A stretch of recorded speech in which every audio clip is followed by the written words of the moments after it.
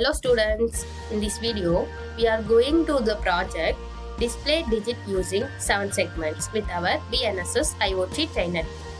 For that we need a 7 segment display, jumper wires and an Arduino Uno from our kit. To do the project we need to create the circuit as per the schematic diagram.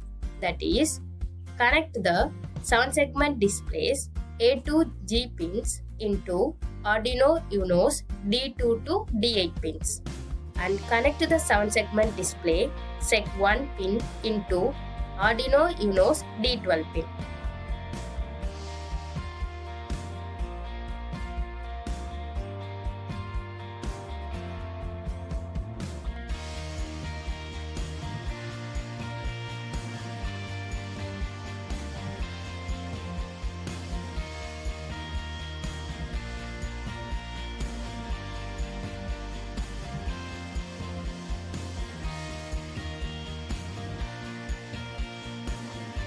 After connecting the circuit, upload the project to the Arduino Uno using the Arduino IDE, as shown in our Arduino IDE tutorial video.